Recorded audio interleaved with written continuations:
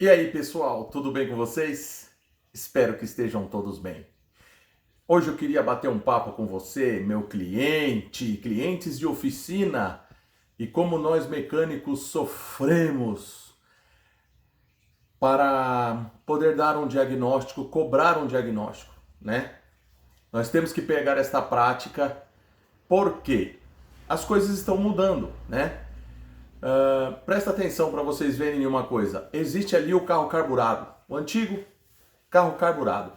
Você entrava dentro de uma oficina com um carro carburado, o que acontecia? Você chegava lá, o mecânico, ele já tinha noção do que pode ser. Então ele já sabia diagnosticar para você qual era o problema, porque ele tinha noção do qual era o problema. Porque não tinha um gerenciamento para controle de combustível, controle de avanço, controle de ignição, controle de correia dentada, não existia isso. Então era muito simples você dar um diagnóstico, né? Eu tinha pescador ali no tanque de combustível, mangueira até a bombinha de combustível, da mangueira de combustível até o carburador e pronto, né? Tinha ali a parte de ignição, platinado, com depois caixinha de ignição e assim por diante. Agora, era muito simples, muito compacto, né? Então o mecânico chegava e falava, parava com o ouvidinho lá e já tinha aquela noção, os macaco velho, né não? Meu pai é mecânico, porém ele não seguiu a parte da injeção eletrônica, mas deixou para nós o conhecimento da mecânica, né? Ele que nos ensinou, aprendemos com meu pai, tá aí o nome da G3, tá? Vocês querem saber da onde veio o nome da G3? São as gerações que estão de mecânico na nossa família. Meu irmão trabalha com mecânica, eu trabalho com mecânica, meu pai, meu tio ensinou para o meu pai e assim por diante, tá bom? E então, pessoal, o que hoje evoluiu e o que você pode enxergar que acontece na oficina? Se o teu mecânico ele trocar uma peça, ele trocou uma peça lá, não resolveu o problema no teu carro, não deve pagar. Não tem cabimento você pagar por uma coisa que não foi resolvida. Você levou para resolver tal problema, o problema não resolveu, não deve ser pago. Ele condenou algo que não estava em mau funcionamento. Agora, com o diagnóstico por imagem, com o camarada que trabalha com o diagnóstico, o que ele vai fazer? Ele vai mostrar para você o antes e vai mostrar para você o depois, tá?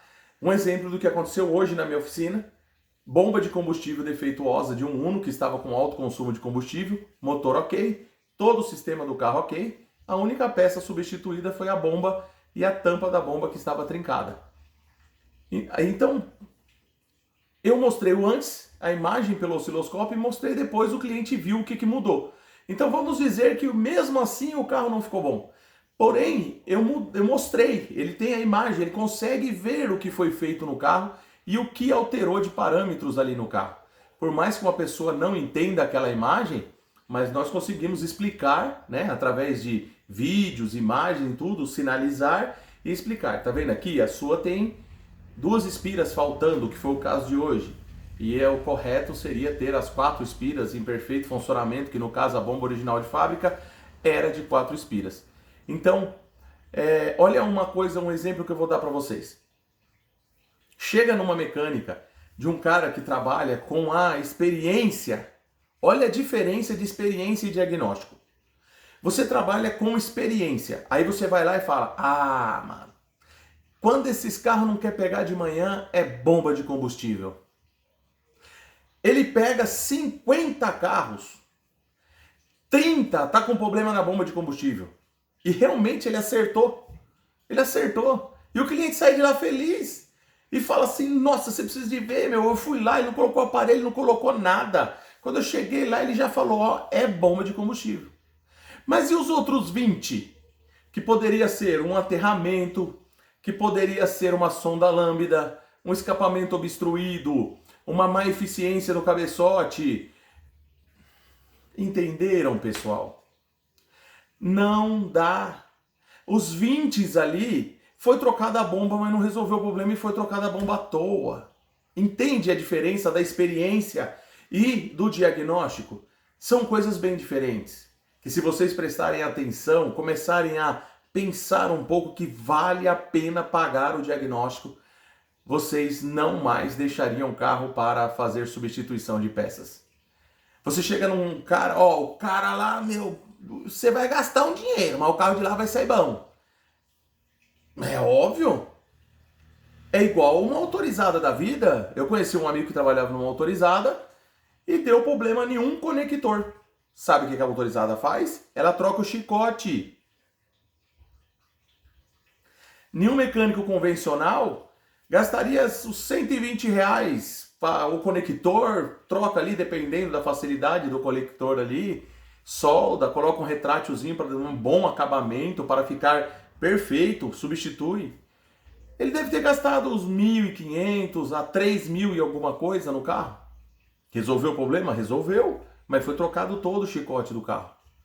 Então, entenda a diferença de diagnóstico, daquele que troca tudo. É óbvio que uma hora ele vai acertar. Eu vou dar um exemplo para vocês de um mecânico experiente. Ele pegou um Cadete, pessoal, um Cadete. Olha que coisa, um Cadete antigo. Ele pegou esse carro e trocou bobina, módulo rei, bico, MAP. Tudo o que tem de sensor nesse carro, ele substituiu até o distribuidor. Cabo, vela, tudo. O motor do carro tinha sido feito e esse carro não tinha quem fizesse ele funcionar direito. Ele funcionava, no primeiro funcionamento ele funcionava ok.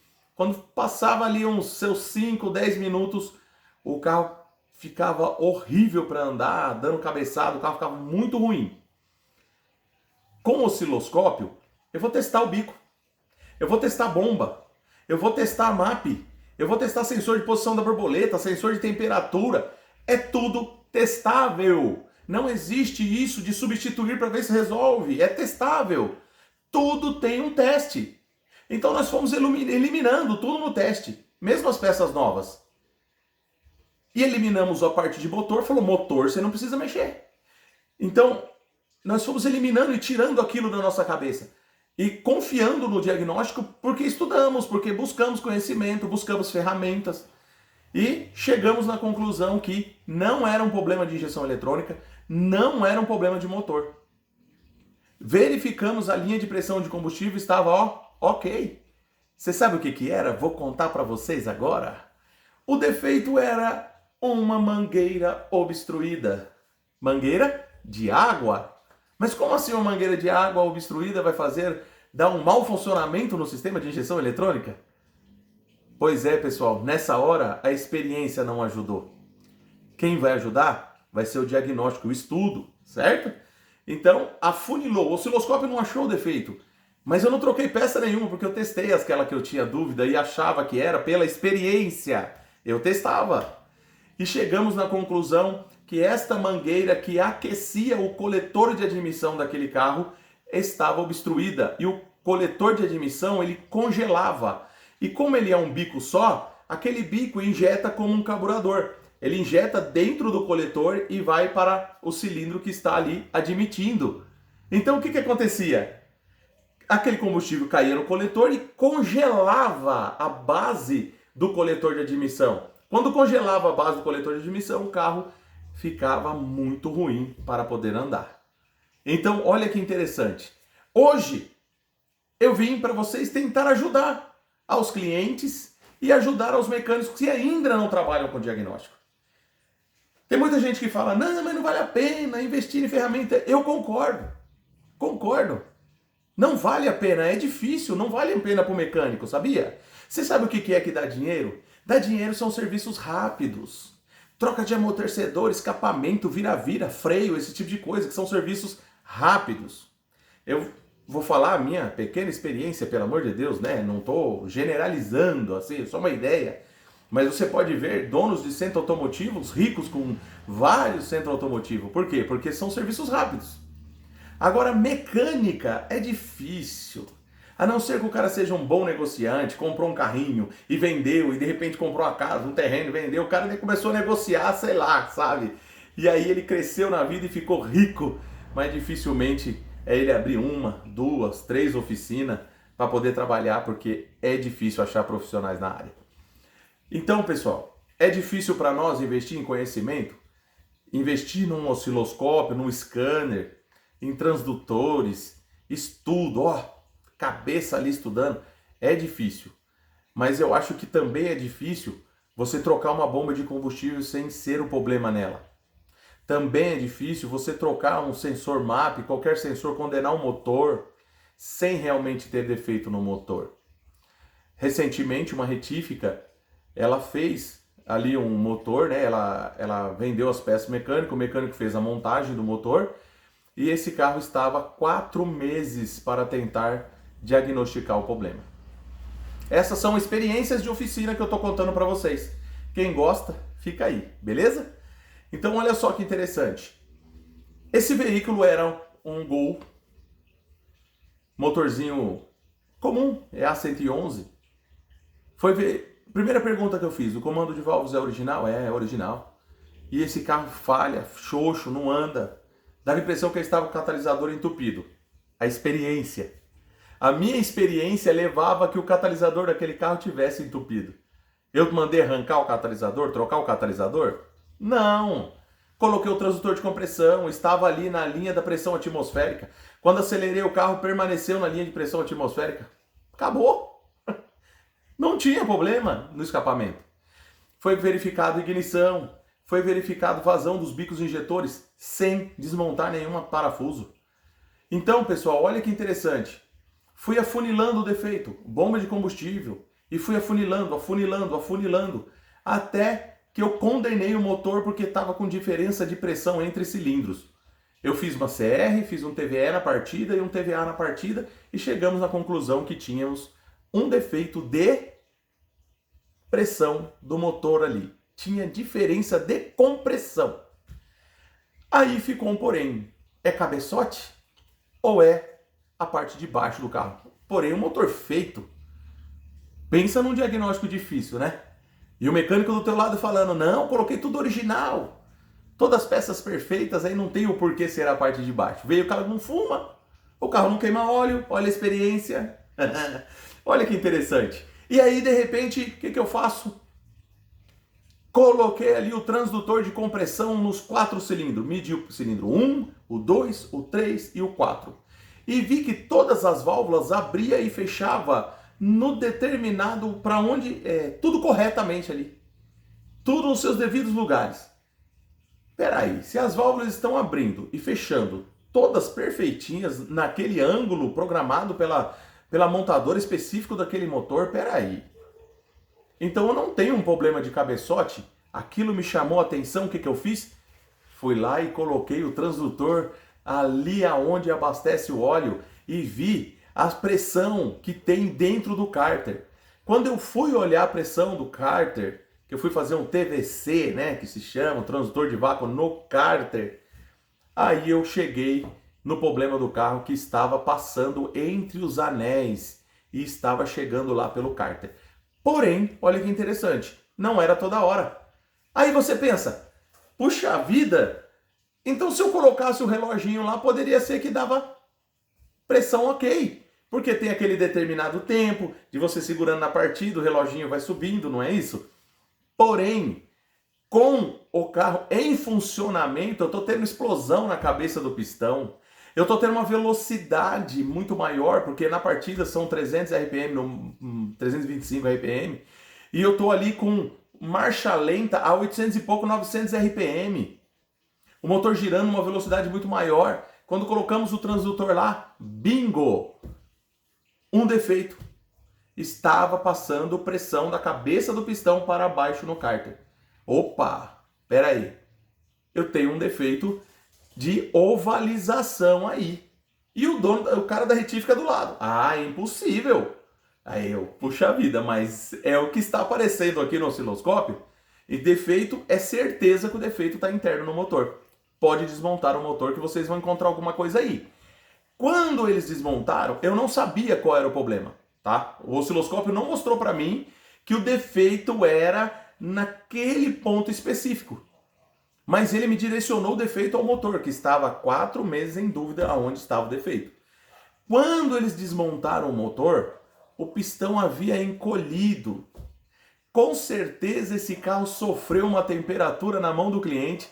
O cliente não contou escondeu isso daí e o que aconteceu? O camarada não achava o defeito de jeito nenhum e o problema era o encolhimento do pistão. E de repente, de acordo ao funcionamento do carro, esse pistão sambava, alguma coisa acontecia porque não tem padrão em defeito. Aí a pressão ia para o cárter e dava uma falta de compressão em determinados momentos naquele carro, aquele carro ficava fraco. Então, pessoal, a experiência ela vai te apontar, mas nem sempre vai ser aquilo. Ela vai te apontar. Não é porque você pegou 1, 2, 3, 4 carros que sempre foi o mesmo defeito. Ah, agora vai ser. Eu peguei uma sequência de carro que foi 4 ou 5 carros, não me recordo, que era defeito de aterramento. Aí todo carro que chega na oficina, opa, aterramento. Faz tempo que eu não pego um carro com problema de aterramento. Então, pessoal, não existe isso na mecânica, tá? Não existe mais isso na mecânica, não dá mais, tá? Existe a nossa experiência sim, mas elas têm que ser acompanhadas com os testes de cada sensor, de cada componente para poder chegar no diagnóstico do cliente. Não devemos ali condenar um cabeçote, não devemos condenar uma bomba de combustível, qualquer sensor que seja, sem nós termos a certeza que ali eu tenho um problema real ali. Beleza, pessoal? É um pouquinho, hoje, só um pouquinho da experiência aí que nós temos no nosso dia a dia, daquilo que nós vivemos numa oficina automotiva. É uma aventura, pessoal. Trabalhar numa oficina mecânica é uma aventura. É muito sofrimento, sujeira, muito trabalho, mas quem gosta, não adianta. O cara gosta de mecânica, ele gosta de mecânica. Tá legal? Quando tinha alguns amigos meus que chegavam ali, olhavam e falavam, rapaz, você com esses fios aí, é um monte de fio pendurado aí, você é louco? Eu falei, rapaz, eu amo isso daqui. Porque é aquilo que eu gosto de fazer e eu tenho prazer em fazer. Tá bom? Então, esse é o vídeo de hoje.